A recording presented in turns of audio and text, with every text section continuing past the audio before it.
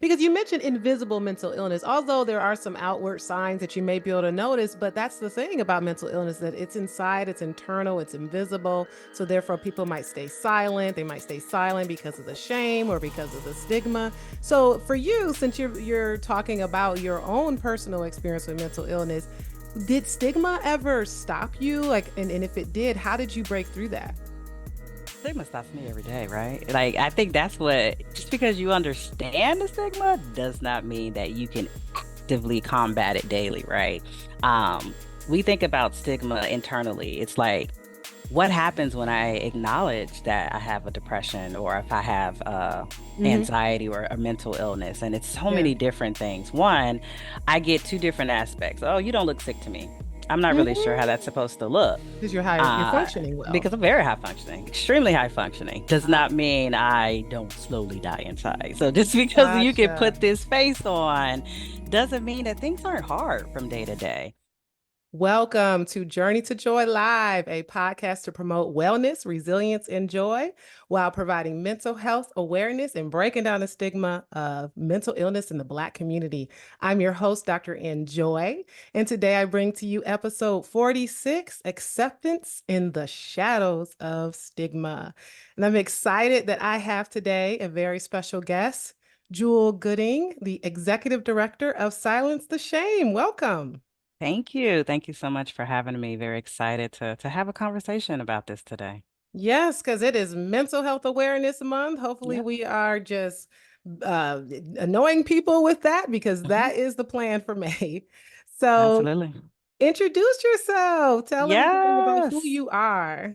Absolutely. So I am Jewell Gooding. I am the executive director for Silence to Shame. I've just spent over 24 years or so in mental health. I have practiced as a licensed clinician. I have worked for state government, public policy. A large part of my work was working with child welfare, foster care, juvenile justice, and really working with children and families. As it relates to mental health care and accessing behavioral health services. So, just kind of had a very eclectic Mhm. background as far as professionally. And then personally, for myself, I am a person with a mental illness. Mhm. We battle depression and anxiety every single day. And I'm also a parent of children with mental illness. My middle son has social anxiety, so that's always fun. And then my youngest son has attention deficit hyperactivity disorder, ADHD. So yeah, we are just a family who figure out lives and ways on to make sure that we are empowering our wellness and ensuring that Mhm. we are connecting to others in a way that makes the most sense. Wow, thank you so much for that transparency because episode after episode, I'm always promoting that. Speak up, speak out. Let's get comfortable talking about uncomfortable things and just being authentic and talking about our own struggles. Even yesterday on the podcast, I was talking, or last week at this point on the podcast, I was talking about my struggles with being overwhelmed and stress and anxiety and history of depression. And I've had many, many people as guests speak about their own personal mental health trials and struggles because Yeah, that's the point. It's here, it's prevalent, it is around. So absolutely. tell me, is this pretty much what got you into mental health in general? And then how did you get into Silence the Shame? Yeah, so yes, I am a survivor of childhood trauma. So that's always fun, and where we kind of think about just our experiences. I was born on the south side of Chicago. So, when we think about adverse childhood experiences, those are those negative things that happen to us Mhm. in our childhood that we don't necessarily heal from, right? And some of that for me was, again, living in a household with a parent with an undiagnosed mental illness, as well as community violence and going to school, for me. And living in that, you don't necessarily know you're experiencing trauma, right? But once you are removed from that situation and you look at the impact that that has on you, you can absolutely look at a lot of the decisions and Mhm. engagements, interactions, and relationships of that trauma response that I had learned as a child to really accommodate and adapt to today's situations, right? So for me, it was about understanding human behavior. I needed Hmm. to understand why people did the thing that they do. I'm a Yeah. very logical person. So when illogic things come up, I'm like, no, that makes no sense to me. I Yeah. need to understand why we're doing this and why are we hurting ourselves and why are we hurting our children? And most times recognizing that it's not intentional, right? It really Mhm. is just we don't know. We don't Yeah. understand what that does. And for development, we really don't understand how that impacts us moving forward, particularly as our brains are developing, our executive Hmm. functioning is coming into play. So it needed that level of education for me. One, to keep it even understand my experiences and circumstances and the things that I did that Yeah. now I understand it for myself. I Okay. understand it for past family members. I also understand it for my children. So I get to respond differently. I get to react differently. Does Hmm. not mean I don't deal still with depression and anxiety. Right. Right. I can understand it and I can adapt in ways so that I am better to manage it. Right. So I think that that's the driving force, right? It was really just kind of understanding that, and I wanted to learn that through psychology. So, got my undergraduate in psychology, I got my master's in mental health counseling, and really working with Right. abnormal psychology. Hmm. And then unfortunately, I got burned out. So it Mm. was doing that day-to-day care. I did lots of intensive home therapy. Yeah. And that in itself. So here's the thing. This is from my practitioners. When Uh-huh. you are not healed from your trauma and you're trying to heal Mm. someone else for their trauma, there's that indirect. We call it transference, right? But we don't really talk about what that looks like and the impact that has on our well-being. But Hmm. it had one for me. So, as being a young mom, I had three small children, really trying to maneuver what that looked like. It became too much for me. And I had to take a step back. For me, it was, could I still offer the work? Absolutely. Could I still be objective? Yes, but I was numb and it Yeah. wasn't as authentic and it wasn't as Mm. engaging and it wasn't fair to the populations that I was serving. So, went back to school, got my MBA, and really started focusing on management, nonprofit leadership, and Mhm. and really thinking of ways that I can take my past education Yeah. and experience. And then I decided I'm going to be an advocate. I worked at Ah. state government and realized advocates get a lot done when they can scream.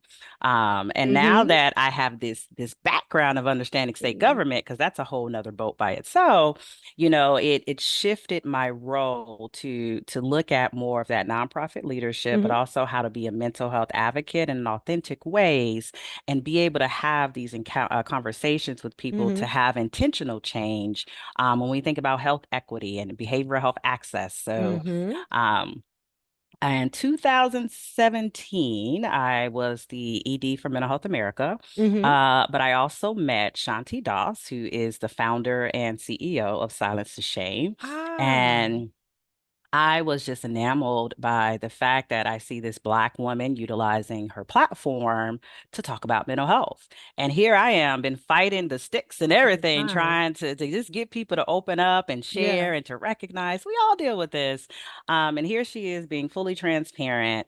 And really pulling people in, right? And giving folks permission to say it's okay not to be okay, right? I know that theme has been driving a lot of times, but see, we didn't have that a lot in our vulnerable Mm-mm. communities because we didn't have time not to be okay. We just Exactly. had to keep going. Exactly. So she paused and she gave that pause for people. And for me, that was something I was like, I want to follow that. I want to make sure that that can continue to be amplified and really resonate with people. So taking my background and mixing it with her Exactly. vulnerability and transparency. I worked with her as her board chair and really helping her to build up the foundation and the Mm. nonprofit, creating just structure around it, giving programmatic and evaluation so that there's a way that we are measuring the impact in a lot of our vulnerable communities. One, to acknowledge that there is a public health emergency when Yeah. it comes Exactly. to suicide, when it comes to mental illness, and we think about how people are accessing services through juvenile justice or through the Hmm. correctional systems and through reunification. So there are so many of these other ways that why can't we just get access like everybody else, right? Why can't we ensure that we're talking with our doctors about our mental health and that it's not a sign of weakness and that we are still caring for our whole self because we only got one body, one brain, and everything else. So Hmm. if we Hmm. think that our mental health does not impact everything we do, then we don't quite understand what mental health is. So taking that and really kind of forging forward and even working at Mental Health America of Georgia, Hmm. I had a chance to have a voice and I was an advocate and really pushing for policies. But then I also Uh-huh. realized we're still missing in this Yeah. equation. Yes. We And as Black people, right? as Black people, we are Exactly. missing from the tables, from the conversations, from the policies, and all of these things are happening around us, and we don't understand that it is directly impacting our abilities to have access to high quality education, to have access to healthcare systems Hmm. outside of mental health, but ensuring that in Right. our rural settings and even in our urban settings where we think transportation is available, it really isn't, It's not right? available. The access isn't there. It doesn't exist. So working with silence to shame, it's Hmm. heightening that. It's elevating that message and building a grassroots of advocates to bring more awareness, to give people permission, and to develop ways so that we are accessing healthcare in any other way, in any other community, no matter where we are, we can get the help and the support that we so deserve. That is absolutely amazing. It sounds like you are helping many, many, many people. And you did mention that, we might have our own traumas, we might have our own mental illness or whatever is going on. So that's why it's important for us to take care of our own health so that we can be there for others, whether it's through our job or through parenting or whatever aspect of our lives. So it's really good for our listeners to understand that. Like, take care of yourself. And I'm Oh, always yeah. pushing self-care and that kind of thing. So, what do you do as far as your own self care to be able to keep being present and available in your job and in your family? Yeah, one day at a time, y'all. Let's talk about that because I think when we try to think of the vast scheme, oh, I'm going to do this and do that. What am I going to get done today? So That's good. present, being mindful. And Mm, someone who has anxiety, let me tell you, mindfulness is the hardest thing you can ever do because it's easy to get stuck in all of the what should I have done? What didn't I do? Can I get this overthinking. done? Oh, yeah, and revisiting whatever conversations that may have happened or thinking about things that we say, and I'm pretty vocal. So I do think about a lot of things that I can That you say say. and the interpretation of that because I cannot control the way people interpret the things that I say. So it is important to remind myself to be present. I do a lot of self-talk, a lot of conversations, and yes, That's I may good. respond to myself. Does not mean that I'm crazy. It Hey, just that's means fine. We don't use the I'm word the crazy. Oh, we don't, because we have the best conversations with ourselves and say, you know what? Maybe we should change this. You're right. Maybe we should, because this is not working for us in any kind of way. So it's also just thinking about like who we are as individuals, right? And that little voice inside of us is not always our voice of reason. Sometimes it's the leading or misleading voices that, you're not good enough or you're not doing enough or you're not being the Hmm. best mom you can be or the best leader you can be. And sometimes it's like, you know what? I think I'm doing just great. Um, Exactly. We need those positive affirmations. all of that. So I am constant with that and am constantly reminding myself of my purpose in this space and allowing myself to take up as much space as I need to. But I am also one who needs my me time. So Hmm. taking time for Same. myself, self-care is important. Oh, And yeah. I try to find a little bit of self-care every single day. And it Good. might just mean I'm just not going to respond to that text message or I'm not going to pick up that Nice. phone. I'm Boundaries. I'm going to cancel that meeting. Like sometimes Oh, you yeah. gotta know that not today, right? And And it's not feel bad about okay. it. Sorry, not sorry. That mom guilt will kill you guys too. Oh, And then let me tell you, because oh the babies yeah. can make you feel like, oh, you need to do all of these things. And I have to tell my babies too, like, not today. Mommy's off today. So we're going to take some time for me. And is that even possible? Because being a mother means 24/7. 24/7. And my kids are not babies. I have a 20-year-old, I was an gonna say. 18-year-old, and a I 15-year-old. was gonna say yours aren't babies like mine They're are. You not actually babies. can take a day off, I can't take maybe. a day off. Trust me, no. If I had a two and a four and a no, no, no, no, absolutely not. You cannot take those days off. So that's why I say, you Uh, know, hence my taking no overwhelms. I will say they grow up. That's has been my inspiration to parents. They grow up and it's okay. Well, and that's But my guilt because it's like I want them to grow up, but I want to be present and cherish the moment. I'm like, you know what? You're going to grow up really fast, and I'm going to turn around and you're going to be a you're gonna be 25-year-old. gone. But I also want you to see when it's time to take space for myself. I Oh, want you yeah. to see for you to understand that adults don't have it all together. We are struggling sometimes. We don't have all the answers. And I try to be, and I've always tried to be as open and honest with my children, even with my diagnosis, dealing with depression and dealing with anxiety. Anxiety for me is not just I'm anxious all the time. It's a lot. There are a lot of behaviors that come into place, a lot of reactions and Hmm. overreactions. And it's like, how do I have those conversations with my family and my loved ones so they are not taking offense when I may be experiencing something, right? It's not them. It's everything that's happening inside of me that you cannot see. Those invisible illnesses can be the Hmm. most detrimental. But all again, other people are interpreting is that you're not being your best version to me. And I don't feel Right. that's fair. So I Yeah. think, doing that, recognizing when I'm not being the best version of me, Uh-huh. recognizing when I need to take a step back, that's Hmm. also a part of my self-care. And to your point, those boundaries that I Hmm. put into play. So, and then just the normal things outside. I just sometimes getting some Um, sun, it feels great. Sometimes I'm a workaholic, so I do have to push the laptop away and make sure I just especially go if you work outside, remotely. which is even harder because you can stay in that chair and you be fighting just to go to Yeah. the bathroom. It's like it's two steps, Jewel. Yeah, Just even get though up and that's go. what's right there for me. It's like just go. So Right, I right. think all of those things is something that, and it's never just one thing. And I think sometimes people are like, well, this doesn't work anymore. Try something else. Like whatever it Yeah. is, my one thing every day is I wash away the day every day. So I might take 30 or 40 minutes in a Gotcha. bathroom, Literally. I was gonna say what you meant, but sound literally, fast. and Nice. just wash away everything that happened for that day just to feel like a restart.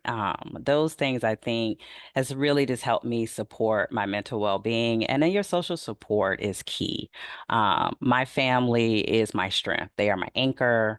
They Yeah. are the ones who Social accept connectedness. me. Oh yeah, in any aspect of it. And I'll tell them today ain't a good day. And they're like, you're right. It We ain't. But it's all understand. right. We still love you. Yeah, knowing those key words or phrases that you have to tell people and just Yeah. being upfront with, hey, it's not a good day. That's good. Because you mentioned invisible mental illness, although there are some outward signs that you may be able to notice, but that's the thing about mental illness that it's inside, it's internal, it's invisible. So therefore people might stay silent. They might stay silent because of the shame or because of the stigma. So for you, since you're talking about your own personal experience with mental illness, did stigma ever stop you? Like, and if it did, how did you break through that? Stigma stops me every day, right? Like, I think that's what, just because you understand the stigma does not mean that you can actively combat it daily, right? Um, we think about stigma internally. It's like, what happens when I acknowledge that I have a depression or if I have Hmm. anxiety or a mental illness? And it's so Yeah. many different things. One, I get two different aspects. Oh, you don't look sick to me. I'm not really sure how that's supposed to look. Because you're higher, you're Uh, functioning well. because I'm very high functioning, extremely high functioning, does Uh, not mean I don't slowly die inside. So just because you can gotcha. put this face on doesn't mean that things aren't hard from day to day. So that's the internal stigma that Mm. sometimes, and I do, it's like I put this face on to make other people feel better. Doesn't mean this face is what I feel like every single day. But because people need to feel better and not feel like, oh, I don't think I want to be in this illness with you, I got to put it on so that we can just get through whatever interaction we have to get through. So I still have some of that, and even some of the spaces that I talk to, that you still have to deal with how people are going to perceive you. Because if you tell someone, they're like, "Oh my, what's going on, and what does this look like?" And it's like it looked like the same thing before I told you. It's like I'm still dealing Hmm. with it Look every at that. single day. So it doesn't change who I am. It just makes you aware that there's just more to me than what you originally thought for it to be. So Mm. I think it's in that piece. And then the public stigma is still very real, right? Yeah, So it is this constantly going against the grain because we all want to believe that everything is always okay and we're going to be fine because that's what makes things easier. When things are complicated and difficult and requires constant change, we try to shy away from it, even as a right. community, because it's too much. We don't want to feel that much. And Yeah. I don't want to have to adjust how to talk with you and how to manage with you. So it's like I'd rather just not know and I can just do whatever I want to do, right? But that Mm. public stigma still exists and it's still trying to combat some of that. And even in my own family, like I'm like, y'all see this, but yet I still have to explain it to you every single day because Right, there's the disconnect of, well, I don't really know what you feel and I don't need you to. I just need you to understand that I am feeling this and I am right. experiencing this. And the best way sometimes is just to be there, or maybe I'm just going to take a step back. Whatever Mhm. makes you feel comfortable as an individual. And then that societal stigma, I mean, it's all in our institutions, right? Yeah, Healthcare, accessing that, yeah. having those policies. It is still a fight to talk about mental health in political settings because it's become political when all it Yeah, is our healthcare. Like it's literally. how I think, I feel, and behave. And all I'm asking is to have resources and access to those resources so that I can be the best version of myself every day. So if I need to take a mental health day at work, then why do It you should be allowed. penalize me? Right. Yeah. Oh, you Yeah. got to take a sick day and you got to come back with a note. Well, I mean, what do you want me to say? I was depressed for 3 days? Like, I don't know how Mhm. you want me to respond to that. So I think too, even in my vast understanding of what stigma looks like and what we have to deal with, and even my fight every single day to find a way to talk about it, to You literally engage do. people, to empower communities to talk about it, the stigma is so big. It Hmm. is that elephant. And what we do is you take it one bite at a I was time. gonna say we just have to chip away at it just a Chip little bit at a away. time with things like this. And you mentioned like Hmm. mental illness being a sign of weakness. We know in the Black community there's the religious thing. Oh, just pray about Pray it it. God away. got you. There's Hmm. just so many layers from the personal internal layer to the political to society. That's so important. Yeah. Now, as far as what Silence the Shame has been doing, are there any stories that Silence of Shame has been able to impact someone in overcoming stigma? Yeah, and I think that's what we do every single day. Yeah. Like we exist to eliminate mental health stigma, empower and enhance communities and families to really understand that yes, this thing is, right? Mhm. But it doesn't mean we don't do anything about it. I can say I have depression, but then what are you doing about it? Right? Are you Yeah, going to therapy or are you making sure that you're connecting with people to help you? It's like, yeah, we may right. have dealt with trauma, but if we don't take those next steps, see, now Uh-huh. that's the combat of stigma. It's like helping people to say, okay, I can do this next thing. And it is constant for us, because of this conversation that Silence to Shame held on, I now go to therapy. I now seek out, medication to manage some of my symptoms. I talk with my families about it. I've let go of that Great. toxic relationship because Ah, of that, because I realize my value is more than what I have given to myself in other places. It's like that the power of talking is yeah. just so valuable, right? And a lot of times we'll say, oh, we don't talk about mental health. We talk about it every day to your friends, to your family. Oh, I don't feel good. This ain't right. I can't do. That's mental. That's Yeah, all that's mental mental health. health, right? Yeah. I was like, so we ain't really ashamed to talk about it. We're ashamed to do something about it. Ooh, that's good. We're And not so it's, ashamed to it's talk about it. We're ashamed to do do something about it. something. Yes. So how do we get people to do something about their mental health? It's not just Wow. saying that, oh, I just want to do that. And that's what we try to do. Like we offer self-care socials. Like we give you an Nice. opportunity to practice self-care. That could be yoga, that could Yeah. be meditation, that could be Mhm. a Zumba or a boot camp, or Running. sometimes running. Yes.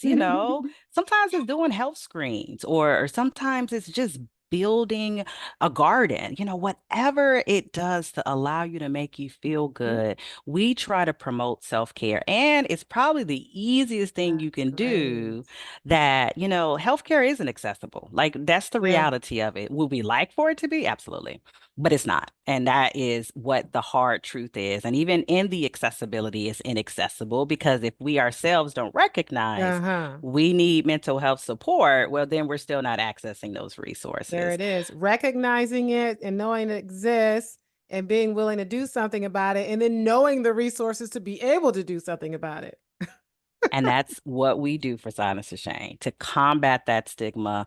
It is one step, one conversation, one meme, because we even use social media. Like, what are you pouring into your Yeah. head? It's like, am I just watching the shade room and seeing what gossip is happening? Or am I taking some empowerment so that I can feel what my brain needs up with the inspiration, the affirmation, the education I Hmm. need in order to feel better about my day to day. And I think, Exactly. even with our transparency, that's what we've Mhm. really modeled ourselves on is just being transparent in that moment. It doesn't matter how much money we have. Like what we've learned in working with Shanti Yeah. because of her background in the Uh-huh. industry is that mental illness does not discriminate. It doesn't matter how much money you have. It doesn't matter where Your color, your your class. status is, none Yeah. of that. And it's Position like that. And we have to recognize how everywhere. alcohol, substances, Hmm. all of that is just making things worse. And it really seems like it's coping, right? Because I feel good, after I have a glass of wine, but it's a In depressant. yeah, in the immediate moment, Yeah, but in the over moment. time, it's a depressant. It makes you more Yeah, depressed or more anxious or all of that. sleepless nights, That. depending on it. Because Yeah. you wake up more when you're drinking alcohol. And you're like, oh, I sleep well. No, you didn't. You just slept. But does it mean you slept well? Was it a good quality of sleep? Is your brain Exactly. energized? Like, what are we actually doing these things for? And it is to be optimal health. So if we're adding other things that we think is helping, it really does just kind of make things look worse. So, but it's about that Hmm. education. I'm not telling you stop drinking, right? I'm just saying, just be Right. aware. But some people, they don't have to stop drinking. Yeah, it just all You depends. don't. Right, Yeah. absolutely. But it's if you're already depressed, drinking probably is not going to make it better. That's just a good way to think about. Try exercising. 30 minutes of that probably would do better for your mental health than having a couple of beers after work. The social And if you're connection, this on, could be good. true, right. And if you're on medication, talk to your doctor about it first. Don't just stop your medication so that you can have a drink. Yeah, and then even Important. recognizing medications, Yeah. like it is not a cure. I know we would love to just take that pill and everything looks great. Yeah, like a magic pill. It's Ooh, not. I'm looking for it. But you're right. It's the work that we put into our own well-being. It's, how are we feeding our bodies? Hmm. How are we exercising our All of bodies, that. Yep. stretching, and how are we stimulating our brain? Because, when we think about mental illness, I'm a sandwich generation where I'm a mom and I'm also caring for my parents. So, Yes. Oh my um, goodness. So sandwich generation. Okay. I like that yeah, verbiage. yes, That's that's where we're that's at too. My husband and I. yeah. Taking care of both.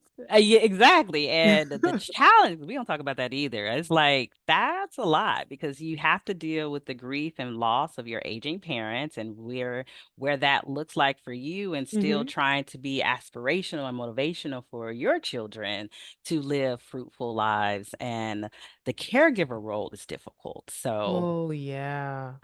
just understanding what that looks like and what I found in which I already knew, in books, right? Hmm. That the aging and loneliness and the increase of that and what that does to you. I've now learned about the healthcare settings and how they treat the elderly and how they Oh, get their needs unmet and not right. really met. And they become check boxes. And Exactly.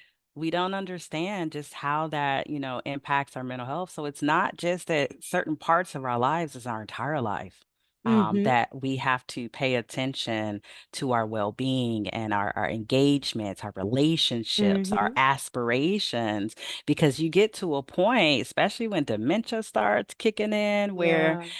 all of those other things that's been able to keep you going no longer exist. And now you're not able to do the things that used to give you joy. So depression does set in and you feel Literally. hopeless and I mean, helpless it's and like you're, finding a new life and finding new things in oh, your current status yes, because as you do grow older and not being able to do certain things because of depression, it may be because physically you can't do those things anymore. So just absolutely. having a new baseline for yourself and a new life, Yeah. basically. Some people And I think reinvent themselves later in life. right, right. Starting new things, but also realizing sometimes how hard that can be, especially if you've Hmm. had a career that's defined you for so long that Hmm. you're no longer associated with. So, with Silence is Shame, we look at all of those different perspectives. We look Nice. at the aging population. We Okay. look at culturally, we think about churches and faith Uh-huh. institutions and educating them and giving them the tools to say, absolutely pray about it, but still go to the doctor, right? Right. Right. Because Um, we take all those aspects, the medication, the therapy, but also all those other things you named about like exercise and walking and eating and sleeping healthily, but having those religious institutions or sororities or whatever social connected group that you're a part of. So we need our communities, but we it's all of absolutely. that. It's not just the one thing. It's not. It's not. And I think we try to pull those resources together to say, yes, healthcare is an absolute. Treatment is absolutely, Right. helpful, supportive, and needed, especially as we're recovering. But there are some things that you can do too, and making sure that you feel connected to that. And even if you don't feel you have all that, we try to give people a voice. Having people to share their stories, talk about their Yeah. experiences to be more empowering to others because of that. That peer support is so strong. And, sometimes we just focused on those who are severely mentally ill, but we Hmm. again have a full spectrum of mental health, The right? spectrum. Correct. And we want to highlight that spectrum and really focus more on mental wellness. What are those Hmm. things that we can do to stay mentally well? It doesn't mean that it's without illness because you can be mentally well with a mental illness. It's how you're caring for it, right? That's So really it's important to know the difference. I mean, that's really Mhm. good. And to know that you can have both. That's good. Absolutely. And you can not have a mental illness and still be doing very poorly for your mental health, right? Yeah. So And I resilience, resilience. I try to preach resilience because we also, especially this new generation, I guess the Gen Z or whoever's below them, it's kind of like, well, Mhm. I'm not supposed to have challenges. I'm not supposed to have stress. I'm not supposed to have failures. Well, let's embrace it as a time to grow and become Growth. stronger. And then you're ready when it comes. It may knock you down, but hey, you can still win. And I think we miss that aspect in Yeah. schools when we talk about social skills and bouncing back from things that seem harmful or hurtful. But yeah, that resilience is important. And to even amplify that even more, especially Mhm. even for my generation, to think about, look about all the things that you have accomplished and have made come or gone through or overcome. Yeah. Like, don't negate the fact that you have survived every single situation up until this point, and you will continue to do so because of the resilience that you've Yeah. had from those Yeah. experiences. So, but we got to remind ourselves of that because we We forget. do. We forget because we are moms and we're caregivers and we're employers or we're leaders and we forget that we're human and Mm. that we can be who we need to be in the moments that we need to be. So I feel that's what I feel like we do a good job of and trying to get people to own that without that shame, right? It is Yes. peeling back those layers and just seeing who you are as a core person. And you are a beautiful human being, no matter all of the things that have been thrown at you. And I do ask you to heal, right? Because that's Mhm. something where You have to we process it. continue to I think I heard the other day, instead of breaking generational curses, it's Uh-huh. starting generational cycles where it is more about empowerment. Mm. It's more about business making. It's more about traveling, instead of Love the it. the mundane of what we're trying to stop doing. But what are we starting to do so that it shifts where, Yeah. you can't solve generational curses because it's That's true. generational. It's But generational. Because, yes, yeah, if your focus is on all that stopping, then you're getting drained and then you're going to end up failing because you just can't do it. And that's all your focus is on. It's kind of like how, like with depression and you have these negative thoughts, I can't just tell you, stop thinking negatively. You're just going to right. think about the negative stuff, but you feel that with those positive thoughts. So that's the same thing. So that's really good as far as like starting something new. What are we going to Starting start as something opposed new. to trying to stop? Because as you Right. start these things, it'll probably stop on its own. And that's to me is the key point is that when you start doing these things, we no longer have to feel in this place to continue to perpetuate that. So I thought that was something, it was very, again, TikTok, but I thought it was still a moment of where, Yeah. you know what, you were absolutely right. We keep trying to break things that, Yeah. I even think about my parents. My parents are baby boomers. I cannot get them to really invest into mental health because in their Or physical lifetime, health for that matter. right, I know you're gonna exactly. listen to this, mom. Right, exactly. Well, she won't, but I know, it's thinking about my dad's 85 years old. Like, I'm not gonna get him to all of a sudden start doing all of these things, but Yeah. can I educate him on it? Yes, I can.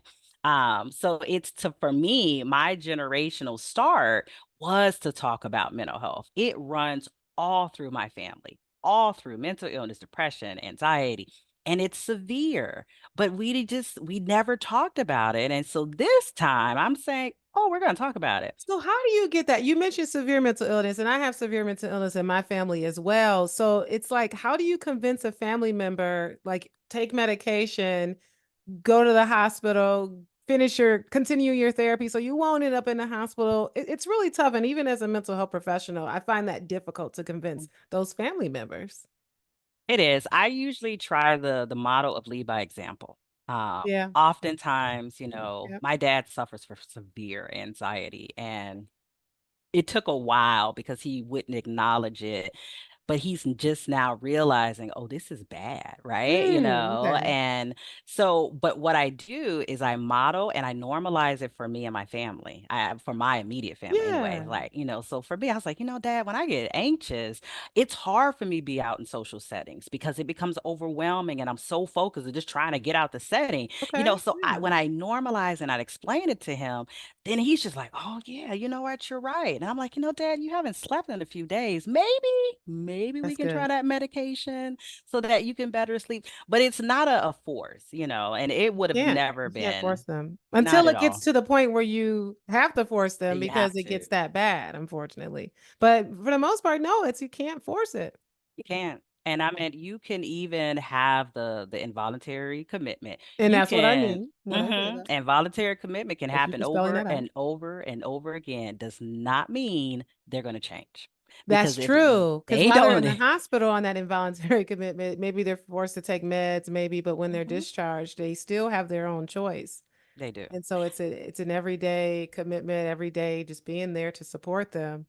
And that's why you have the recidivism rate that is usually high. And if they don't end up in a hospital, then they'll end up in jail or they end up in other Mhm. some type of homelessness. But it's like it's one of those things it's you have to embrace it yourself. And Mhm. my Mhm. only thing and only role that I ever try to play is just to give you the education around it. And again, I have done it when I was a therapist. I've had to 1013, clients, but Yeah. at the end of the day, one, it usually was never a good outcome. Most times, young people, they are 1013 and they end up picking up more habits that they shouldn't pick up while they're there because then Oh, they're yeah. starting to That's what trade parents secrets. fear too, or family Mhm. members fear that. Like, well, what if they're worse? What is a traumatizing experience? And, the hospitals aren't perfect. They're not. They're absolutely not. And our children manifest and deal with things very differently. For them, it's a rejection. You couldn't deal with me, so you had to get somebody else to deal with me. It's just so many layers that you have to pull through. So there's never just this one answer that's going to fix it. No. And this is why so many families fight to support their loved ones. But at the end of the day, if that's not the space or the readiness that they are in, you're just keep fighting with yourself. It's Yeah. just like Kind of you are wait and be talking to there. that wall, right? You're watching that paint dry, and it's absolutely nothing you can do about it until it's done. And Yeah, But it is about being there. It's about supporting them. It's about normalizing it for them. It's about, that's really not good. saying that something's wrong with you. It's just saying that, we deal with things differently. It's Yeah, how you are conversing with them. How are you connecting with them? How are you really good. educating them? And how are you educating yourself? And most times that's where the disconnect is, and people can't embrace the treatment. They can't embrace the recovery because all they keep embracing is something is wrong with me, and I'm going to prove you wrong that there's nothing wrong with me. But then I keep Mm, digging this hole deeper for myself to realize I can no longer get out because when I needed to just reach up and just say, yes, help me, nobody gave me the empathy I needed to feel safe to say, help me. yes, and And be I think, vulnerable. oh, yeah. But a lot of times our Yeah. families don't know how to allow us to be vulnerable because they just want to fix it, right? Yeah, That's our or goal. parents might even say, or family might be even say, "Oh no, there's nothing wrong with you. No, no, no, no, don't Mhm. say that," because they're scared and they don't know what to do. They don't have the education or resources to be able to comfort or educate their own family members. So there's that too. So you have to manage your own fears surrounding mental illness. Yes, A yes. big, So huge we do. cycle. We offer mental wellness cope clinics. Oh, nice. I We was literally just going to ask you what tools and resources you have as Silence the Sons Shame. yeah, we do. We do cope clinics, and these are just immersive Okay. experience for young people to do Uh-huh. two things: to learn more about their mental well-being, practice self-care, but also to amplify their voice in it. We Nice. have team panelists come out and they speak their truth, and Ooh. it's always just a welcoming insight because Mhm. parents see it and hear it differently because Uh-huh. they realize, the things that I've been doing to my child has been hurting them, Yeah. not helping them because I keep pushing them to be successful, but I just keep telling them things to do instead of listening to what they Yeah. actually need.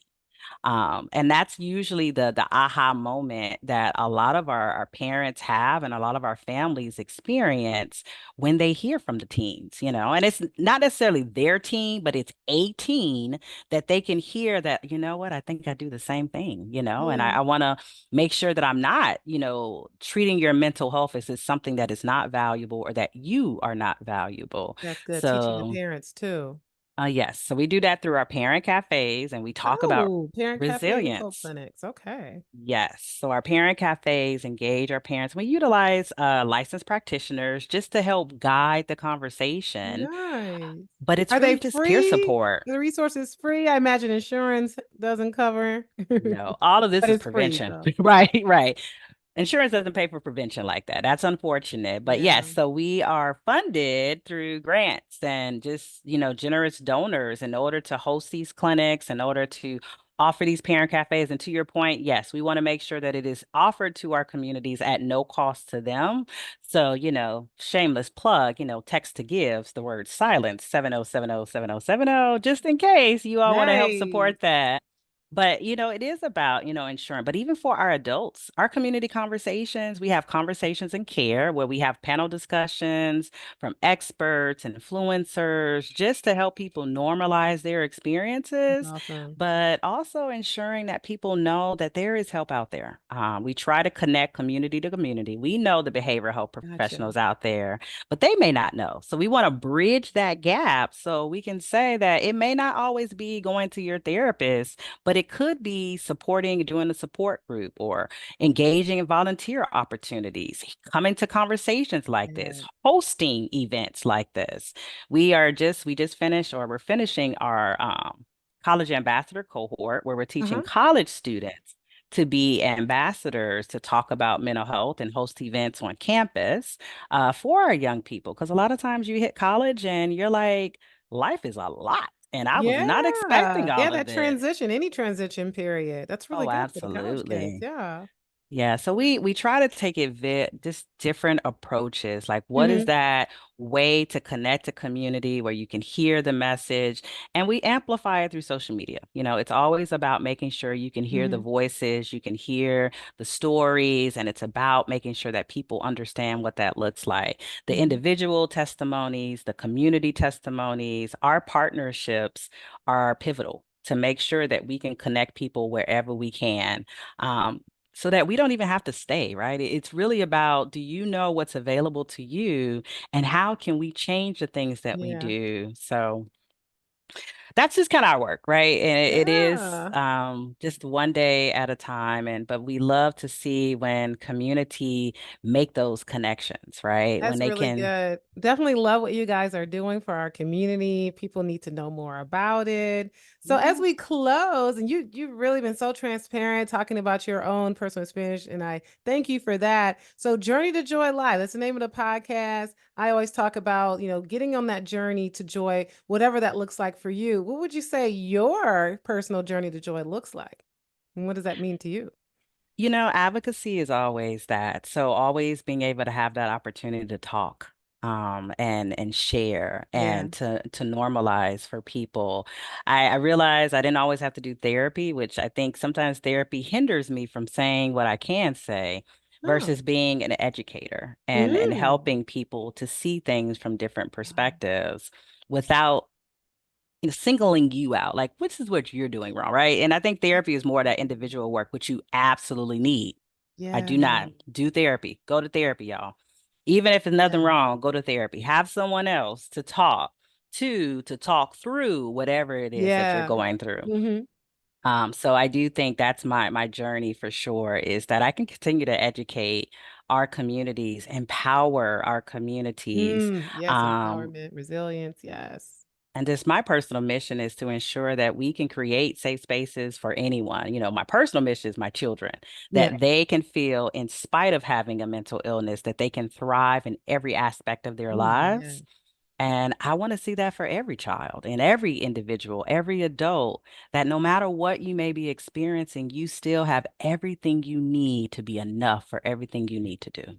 Ooh, that's the perfect way to end. I love it. Great, great, great. Thank you so much for joining the Journey to Joy Live podcast, Jewel. Really appreciate you. Oh, I love it. Thank you so much again for having me. I love this kind of the concept that you're pushing out there, and we need to Mhm. hear more about it. So, again, follow us at Silence the Shame. Please check out on all of our social medias.